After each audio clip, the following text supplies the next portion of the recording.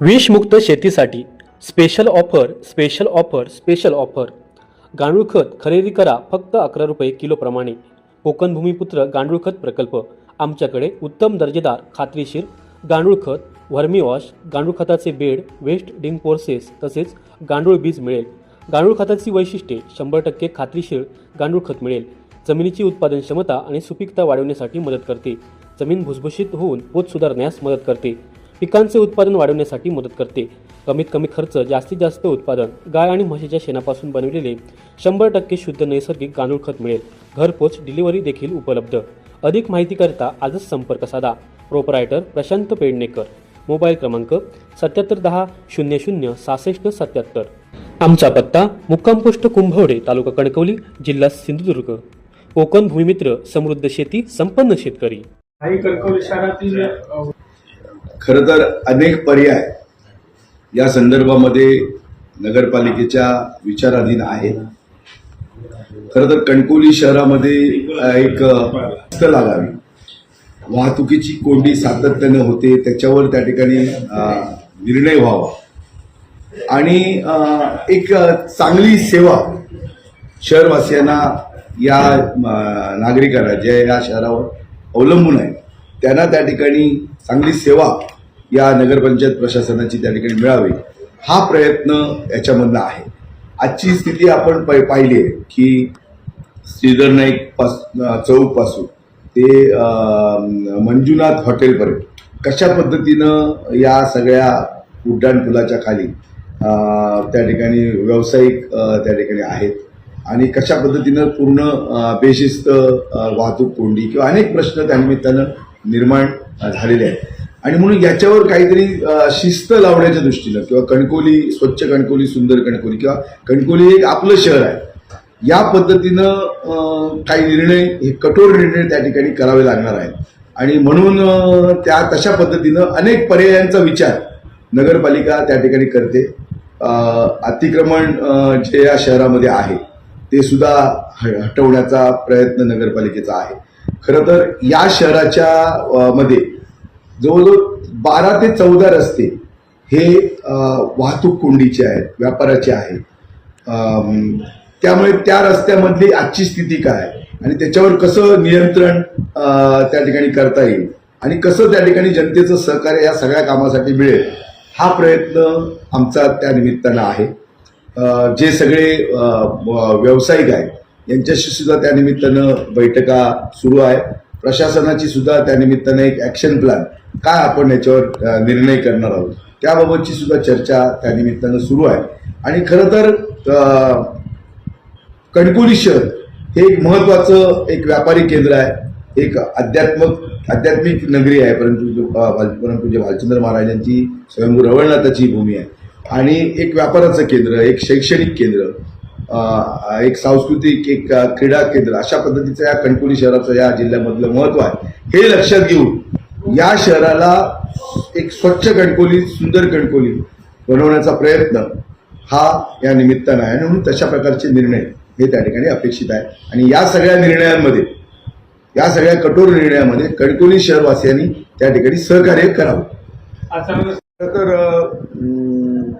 नाका चौक ते Kankavli police station हा अतिशय महत्त्वाचा विषय आहे आणि सातत्यानं हा विषय अनेक तक्रारींचा विषय त्या ठिकाणी राहिलेला आहे.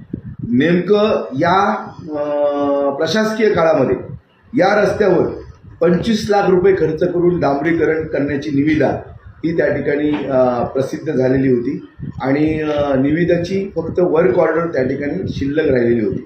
पण ज्यावेळी नगरपालिकेमध्ये सत्तांतर झालं त्यावेळी एक महत्त्वाचा निर्णय नगरपालिकेने घेतला की जी काही 21 कामं या शहरामध्ये जी होती ती एकाच ठेकेदाराला जास्तची कामं, अशा पद्धतीनं निविदांचं वाटप झालेलं होतं. आणि त्यामुळे याच्यामध्ये सिंडिकेट झालेलं आहे. एकाच व्यक्तीला त्या ठिकाणी या निविदा मॅनेज करण्यात आलेल्या आहेत. अशा प्रकारचा संशय असल्यामुळे त्यावर त्या प्रक्रिया नव्याने व्हाव्यात, त्या रद्द व्हाव्यात, अशा प्रकारची भूमिका नगरपालिकेने घेतली आणि त्या 21 निविदा रद्द केल्या. त्या निविदांमध्ये हे काम त्याच्यामध्ये होतं. पण हा प्रश्न 308 खाली जिल्हाधिकाऱ्यांच्या समोर ठेवण्यात आल्यामुळे त्याच्यावर हेरिंग झालेलं आहे. हेरिंग होऊन त्याच्यावर निर्णय बाकी आहे. दरम्यान आचारसंहिता लागल्यामुळे कदाचित त्यावर जिल्हाधिकारी या जिल्ह्याचा त्या ठिकाणी निर्णय घेतील आणि जो निर्णय घेतील त्या पद्धतीनं नगरपालिकेची भूमिका त्या निर्णयाच्या निमित्तानं त्या ठिकाणी असेल. पण दरम्यानच्या काळात आपण उपस्थितीत केलेला जो महत्त्वाचा प्रश्न आहे तो प्रश्न त्या रस्त्याची झालेली दुरावस्था किंवा खराब झालेला रस्ता हा विषय महत्त्वाचा आहे. आता 1 महिन्याची आचारसंहिता लागली, त्या 21 कामांच्या मध्ये ही निविदा होती, त्याच्यावर अजून हेरिंग आणि निर्णय झालेला नाही.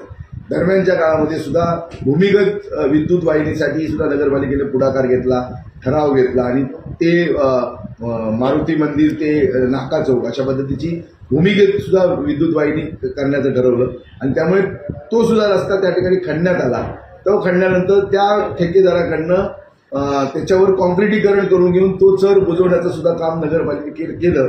पण सध्या त्याच्यावर जे खड्डे पडलेले आहेत हे खड्डे बुजवण्याचं काम नगरपालिकेने हातामध्ये घेतलेलं आहे. येत्या 2-4 दिवसामध्ये त्या ठिकाणी हे खड्डे हे नगरपालिकेच्या स्तरावर त्या ठिकाणी बुजवले जातील आणि तो प्रयत्न नगरपालिकेचा आहे. आचारसंहिता उठल्याच्या नंतर आणि निविदेचा निर्णय झाल्याच्या नंतर त्या रस्त्याच्या बाबतीतली निविदा त्या ठिकाणी केली जाईल. स्वतः त्या ठिकाणी 25 लाख रुपये खर्च करून जे डांबरीकरण आहे ते पहिल्या स्थितीमध्ये केलं जाईल. पण त्या रस्त्याचा जो महत्त्वाचा प्रश्न आहे की त्याला कुठेही ड्रेनेज नाही आहे. म्हणजे जे टॉकीजकडनं जे उतारानं जे पावसाचं पाणी येतं किंवा ड्रेनेज येतं ते संपूर्ण रस्त्यावर येतं, कारण त्याला दोन्ही बाजूला गटारं नाही. पुढच्या काळामध्ये म्हणजे ते 25 लाखाचं डांबरीकरण झाल्याच्या नंतर त्या रस्त्याची आता आपण मापं घेतलेली आहेत. तो रस्ता पूर्ण त्या रस्त्याचं कॉन्क्रिटीकरण केलं जाणार आहे आणि दुतर्फा अंडरग्राऊंड गटर्स म्हणजे भूमिगत गटर्स त्याच्यामध्ये घेतली जातील आणि तो तेवढाच जो पीस आहे म्हणजे कणकवलीची हद्द ते नाका चौक म्हणजे पोलीस स्टेशनच्या पासून जे नाका चौकापर्यंतचा जो रस्ता आहे या रस्त्यामध्ये नगरपालिकेच्या हद्दीमध्ये तो रस्ता आम्ही कॉन्क्रिटीकरण त्या रस्त्याचं करणार आहोत. कायमस्वरूपी प्रश्न त्या ठिकाणी निकाले आम्ही काढणार आहोत. म्हणजे परत त्या ठिकाणी खड्डे पडणार नाहीत आणि जे पाणी पावसाचं आहे किंवा ड्रेनेजचं पाणी आहे हे अंडरग्राऊंड त्या ठिकाणी भूमिगत गटाराच्या माध्यमातून त्या ठिकाणी त्याला मार्ग आम्ही त्या ठिकाणी काढणार आहोत. त्यामुळे थोडीशी कणकवलीकरांना या बाबतीमध्ये थोडंसं सहकार्य की अशा म्हणजे दुष्काळात 13वा महिना अशा पद्धतीच्या परिस्थितीमध्ये त्या रस्त्याच्या बाबतीमध्ये आम्ही आहोत.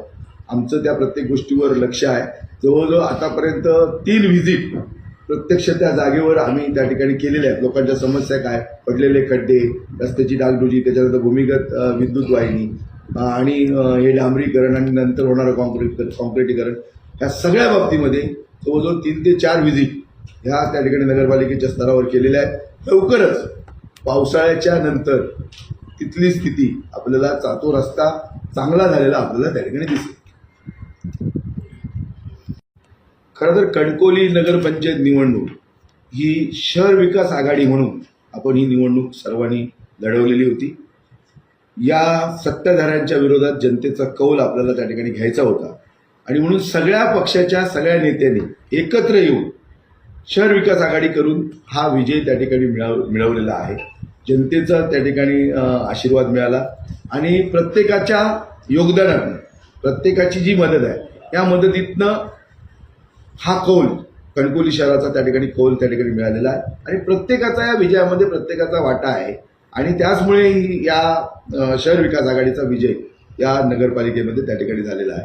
आणि प्रत्येकानं म्हणजे संदेश पारकरनं त्या ठिकाणी मदत केली, सुशांत नाईकनी मदत केली, आमदार निलेश राणेंनी मदत केली, आमचे राजन तेलींनी मदत केली, संजय आगरेंनी मदत केली, अतुल रावराणेंनी मदत केली, सतीश सावंतांनी मदत केली. जे जे सगळे आम्ही त्यावेळी एकटवलेलो होतो, कदाचित एका दुसऱ्या नेत्याचं कदाचित माझ्या तोंडातून नाव कदाचित या राहिलं असेल, पण सगळ्यांनी मिळून एक शहर विकास आघाडी आम्ही त्या ठिकाणी केलेली होती. वैभव नाईक असतील, जिजू उपरकर असतील आमदार, राष्ट्रवादी काँग्रेस पार्टी असेल, काँग्रेस पार्टी असेल, हे सगळे आमचे RPIचे लोक असतील, अनेक वंचित बहुजन आघाडी असेल, रिपब्लिकन सेना असेल, अनेक लोकांनी मिळून शहर विकास आघाडीची स्थापना केली आणि शहर विकासाच्या आघाडीच्या माध्यमातून हे यश आम्ही कणकवलीच्या करांच्या आशीर्वादानं त्या ठिकाणी मिळवलेलं आहे आणि म्हणून या यशामध्ये सगळ्यांचाच त्या ठिकाणी वाटा आहे.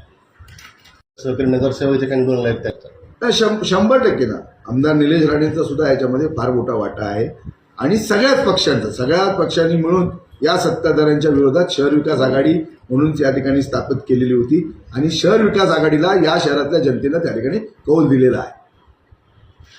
समर्थ न्यूज चॅनल यूट्यूबवर सबस्क्राईब करा व बेल आयकॉनवर क्लिक करा आणि रहा अपडेट.